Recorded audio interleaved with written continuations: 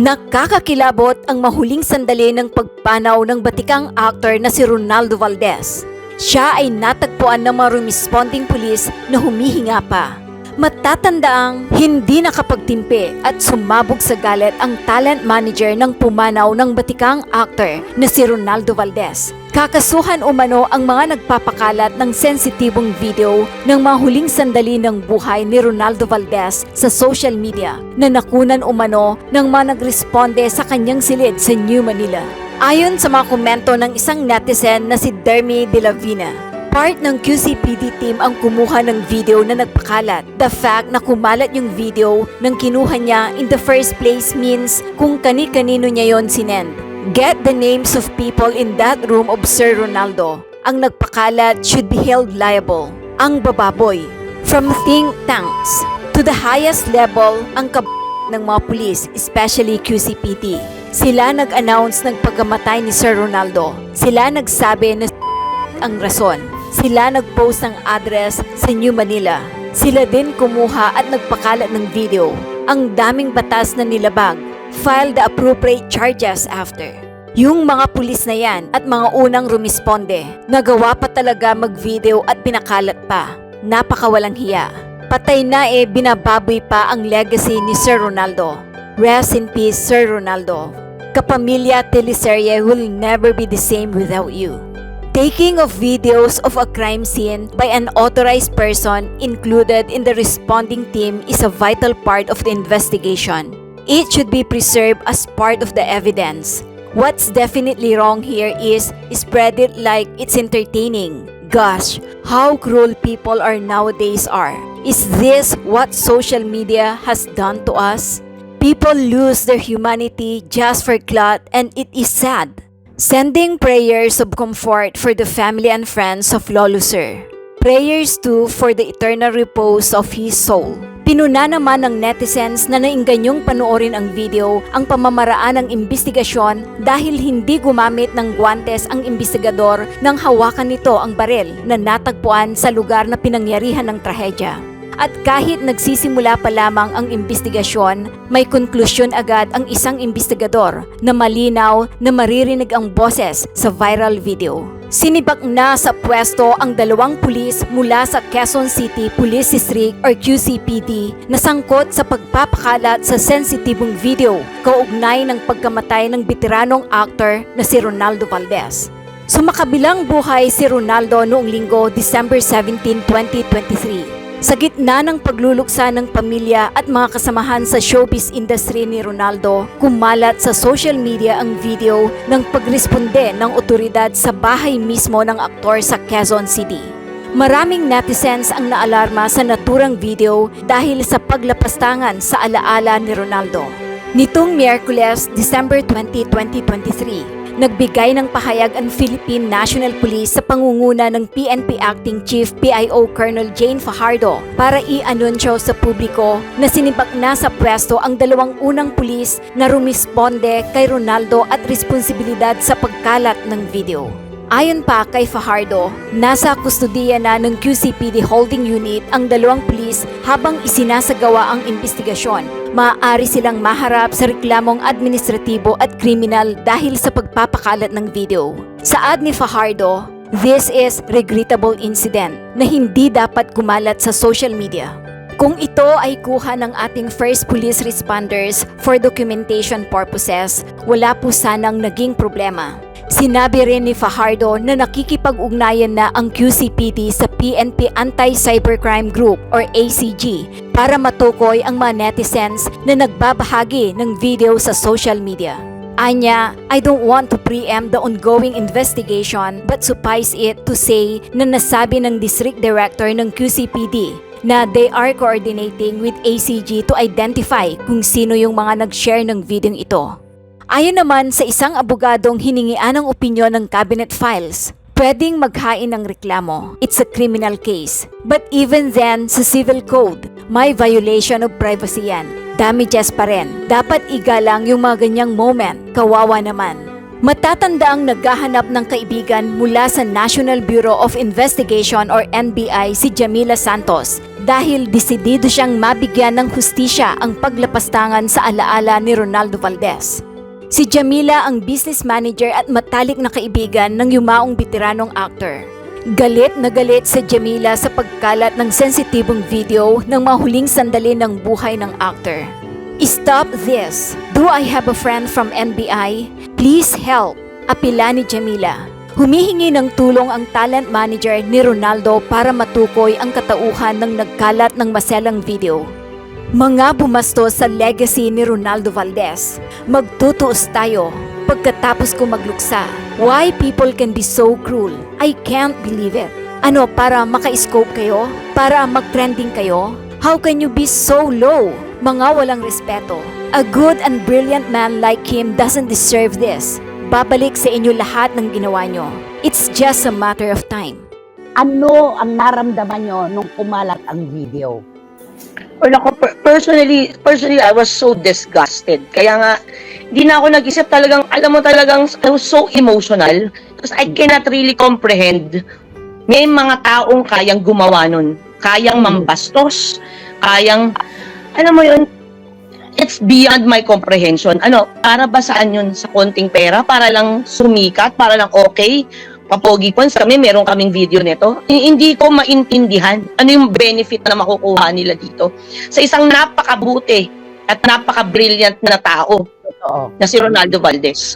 So kahit na kaninong tao, masakit yun. More so, doon sa taong ang taas ng tingin mo at respeto. Diba? We want our departed loved ones na will be up there, no? Na hanggang sa huling sandali gusto mong i-reminisce yung mga masasaya at yung mga magagandang alaala. Tinate nila yun. Actually, yeah. Sige, go, anak. Kasi ano po kahit po yung ni-request po talaga na walang public viewing po, talagang gusto po ng pamilya, wala talagang malalapit lang po talaga ng kamag-anak na gano'n. Kahit alam po namin ang daming gustong makiramay, nagpapaumanin po ako on behalf of the Gibbs family. Pero mas matindi tong balik. Alam mo yung hindi na nagpa-public viewing tapos ganito pa yung nangyari. Kami, ang pangit talaga, sobrang bastos. Totoo. Napakawalang respeto talaga. Kung sino man ang gumawa nito, naggaling sa body cam siguro ito, dahil wala naman tayong nakita.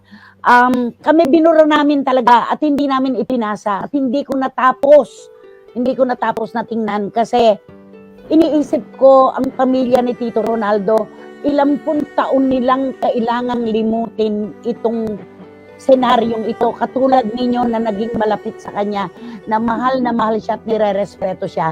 Jamela, may babasahin ako mula sa Amerika ito. Ako'y naluluha, talagang pasensya ka na, nagiging emosyonal ako. Ay nako, okay lang po, mag-iyakan po tayo kung gusto nyo. Okay. Sabi ni Juris Dr. Channel, napakakulang sa pansin nung nagpakalat ng death video. Walang puso at walang awa sa pamilya Gibbs. Ganito na ba kauhaw at sabik sumikat ang mga tao ngayon na yung tipong hahamakin ng lahat sumikat lamang? Kapag natugis na yan ng NBI, pwede na siyang mag-unli video sa kulungan, kaya huwag siyang kamong magmadali at mainit. Anong komento mo dito, Jamela? I'm all for it. Kasi ako, meron din po nga akong separate post yung post ko po sa personal account ko po kasi hindi ko talaga mapigilan, ito nga biglang-bigla na sa amin to lahat nga tayo na bigla Totoo. Tapos ito pa, meron pang ganito. Sobrang sakit, doble, triple, hindi ko ma-describe yung sakit. At ang hirap pagka yung platform kanino ka magagalit, kumalat na, kung ilang milyon yan, ano ang gagawin mo, di ba? Ang hirap. Sana maging responsable po ang lahat. Diba? Parang, I know meron tayong curiosity, meron tayong ganun, pero my God, nasaan na po yung pagiging tao? Yung mga posts mo, Jamela, ang layo mo sa amin. Pero ramdam na ramdam ka namin sa pagpanaw ni Tito Ronaldo. Ramdam kita, ramdam ko si Jano, ramdam ko ang mga kasamahang artista na tunay na nagluluksa sa pagpanaw ng isang veteranong aktor na tunay na nirespeto ng buong industriya. Ito nga yun eh. Ang dami-dami dito, Jamela, gusto kong basahin sa iyo. Nanay, hay nako. Ito, ang dami-dami dito nagpapadala ng mensahe. Pakisabi po kay Ma'am Jamela, tumatawid po sa amin ang kanyang damdamin tungkol sa nagpakalat ng video ni Sir Ronaldo. Ang mga ganong bagay, private lang po dapat bilang pagbibigay respeto kay Lolo Sir. Sabi ni Marichu Formacion Espiritu. Yun nga po kung sino nagpakalat ng video na yon, napakawalang respeto naman nun. Di man lang nirespeto ang pamilya at si Lolo Sir, sabi ni Boy si Karagay. Ano po, eto.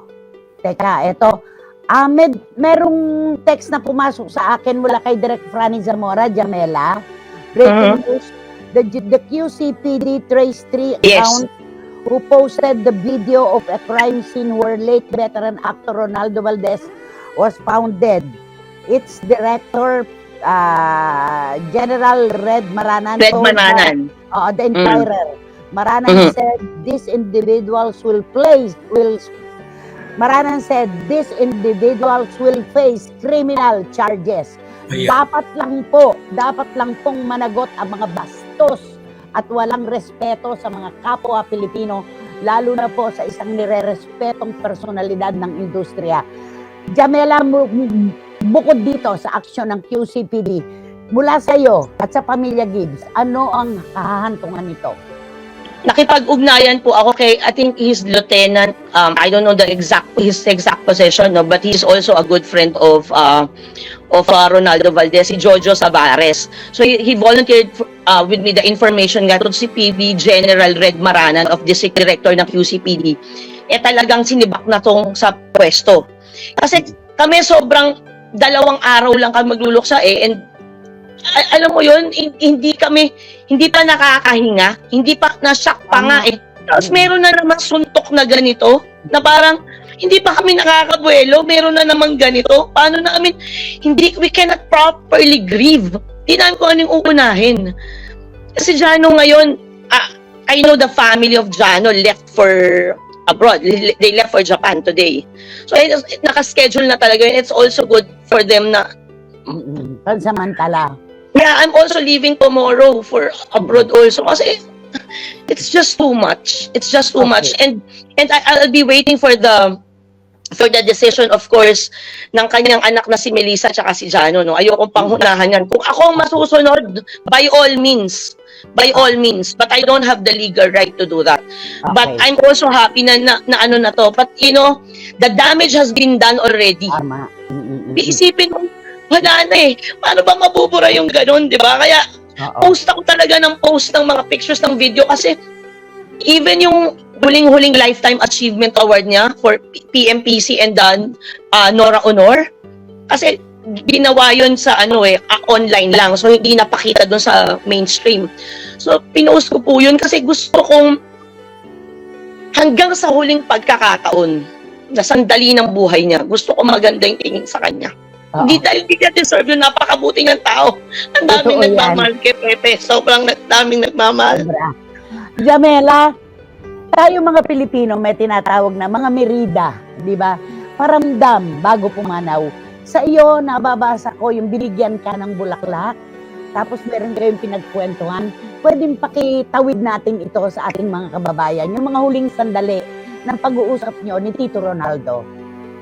Oo, nagulat ako nun, sabi ko sa kanya, niyayaya ko siyang kumain sa labas. Sabi ko dito sa isang hotel dito sa Ross Boulevard. Sabi ko, masarap yung buffet dyan. Sabi ko, kain tayo. Kasi mahilig siya talagang kumain food dito. And ako, the industry knows about how he is, lalo na sa sweets. Nako, grabe yan talaga. So, and anyway, yun gang, sabi niya, na-realize na nahirapan na kasi siya maglakad yung kanang legs niya, tapos nahirapan na yung kaliwa kasi nga putting a lot of pressure. But you know, sabi niya sa akin, sige sa Tuesday na lang. Sabi niya, sa Martes na lang, minessage niya ako. Sabi ko, isa Tuesday nasa farm ako kasi meron po akong maliit na coconut farm sa Quezon. Tapos iniba niya yung kanyang reservation Friday. So Oo. Friday po yun nangyari. Tapos yun, nagkita po kami doon maaga. Tapos kami yung huling-huling taong umalis doon sa restaurant. Tapos nagpadala po siya ng bulaklak. Hindi naman po yun nagpapadala ng bulaklak. Ako po yung nagpapadala ng bulaklak sa kanya pag birthday niya, ganyan, pag sa set, nagpapadala po ako ng flowers.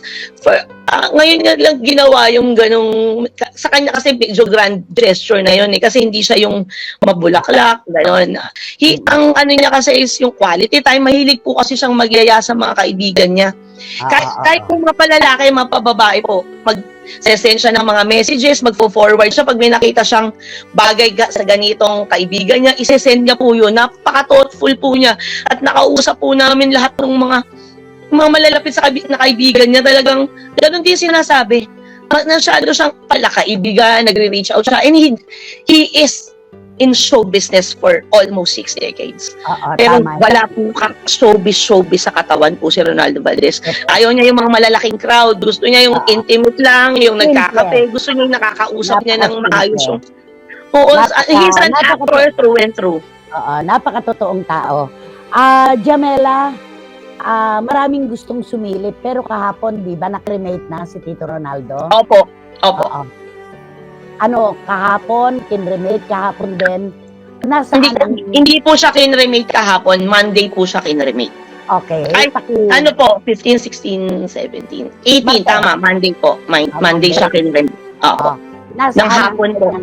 Ang kanyang mga labi ay nasaan ngayon? Ang inuwi po muna ni Melissa kasi nga po, di ba, biglaan lahat, no? So, ayun po, pag-uusapan pa sila Jano naman kasi umalis na yung araw na to. So, pagbalik po, pag-uusapan namin kasi wala naman pong problema. Meron naman pong siyang kalalagyan talaga na maayos. Jamela, ito ang pagkakataon para akuin mo ang pasasalamat sa mga taong nagmahal, rumispeto sa isang Ronaldo Valdez at huling babala mo sa mga taong naging bastos at walang respeto. Sa iyo ang floor, Jamela. Unang-una po, no, gusto ko muna magalit bago po ako magpasalamat para to end it in a positive note. No? Naiintindihan ka namin. Oo. Yun po, kung tingin nyo, kinasikat nyo po yan, kinayaman nyo po yan, lahat po yan may balik. Ang sakit ng ginawa nyo. Kahit po makulong kayo, yung pinaint nyo na yung reputasyon na binild over the years. Parang walang kapatawaran yun kasi nag-magnify na yun eh. Iba to eh. Ibang klase ang social media. Hindi mo na mapigilan. Sana po maging responsable tayo. Sana wag na po itong maulit. Siya nga yung pinaka-private na tao tapos ganun yung huling-huli. Ang hirap ko po i-comprehend. Mananagot po sila. It's just in due time. I know po, ang Panginoon nakikita po lahat. Jamela, ang pasasalamat mo sa mga nakatuwang nyo ni Jano sa napaka-mapaghamong sitwasyon na ito. Ako, maraming salamat po doon sa mga tumulong na parang mag-concentrate na lang po kami doon sa grieving. No, yung mga kaibigan po ni Melissa, yung mga napakadami po sila happy. Yung pa ako nandun po, nandun po, madami po talagang tumulong po. Mabilis lang din po proseso ng pag-aayos po ng mga papeles. Sa lahat po ng sana po, ang request ko lang po, yun nga po sana po, yung sa huli-huli yan po, sana tignan po natin yung mga maganda po niya nagawa, yung mga contribution na napasaya niya tayo, napaiyak niya tayo, ang dami niyang na-entertain niya tayo, diba? Parang nadala tayo doon sa mga niya. Maraming salamat po sa mga tumangkilik po sa kanyang karera sa loob ng 6 na pong taon. Maraming salamat po sa mga nakiramay po, sa mga nagpadala ng bulaklak, ng mga pagkain, mga sponsors po niya. Na siguro po sila Jano, isa-isa nila yung pasasalamatan kapag medyo nakabawi-bawi na po. Opo. Pamela, unang-una maraming salamat sa pagkakataon. Salamat sa mahalagang panahon at oras na ibinigay mo sa Christine per Minute at muli ang aming pakikiramay sa inyong lahat. Maraming salamat, Jamela Santos. Thank you. Jamela, Naku, maraming Okay. Thank you, everybody. Good night.